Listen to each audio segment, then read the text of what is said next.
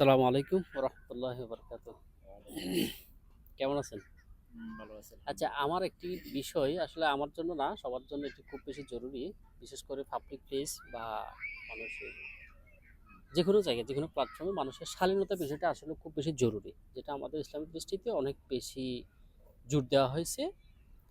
যেটা হয়তো আমার ব্যক্তি স্বাধীনতার কারণে হয়তো আমার ইচ্ছা মতো আমি কাপড় সুফর বা শালীনতা যেভাবে বলেন এভাবে হয়তো আমি মেনটেন করতেছি। এটা আমার ব্যক্তি স্বাধীনতা হিসেবে আমি যে কাউকে প্রশাসন বা অনেক বেশি এই ঊর্ধ্বতন ব্যক্তিবর্গকে আমি জবাব দিতে পারতেছি। কিন্তু অ্যাজ এ মুসলিম হিসেবে এটা ইসলামের দৃষ্টিতে আমাদের এই শালীনতার বিষয়টা এই কতটুকু, তার সীমাবদ্ধতা আসলে কতটুকু? আসসালামু আলাইকুম রহমতুল্লাহ বরকাতুহু। হ্যাঁ, দেলোয়ারের খুব সুন্দর একটা প্রশ্ন। আসলে আমরা মানে আধুনিক যুগে থাকার কারণে এমন আমাদের আচরণ হয়ে গিয়েছে, যার কারণে আমাদের শালীনতা বলতে কিছুই পাওয়া যায় না।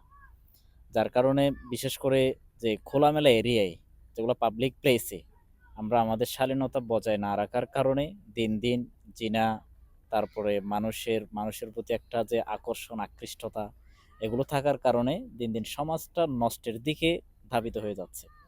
তাহলে এক্ষেত্রে বিশেষ করে যে মহিলা মেয়েদের ক্ষেত্রে ইসলাম খুবই কঠোর।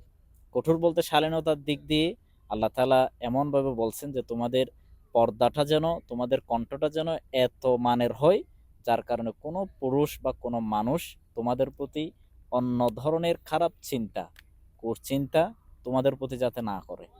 তোমাদের শালীনতা বজায় রাখার কারণে তোমাদের প্রতি একটা পজিটিভ ধারণা পুরুষরা যাতে পায়, এভাবে নবী করিম সাল্লাল্লাহু আলাইহি ওয়াসাল্লাম বলেছেন।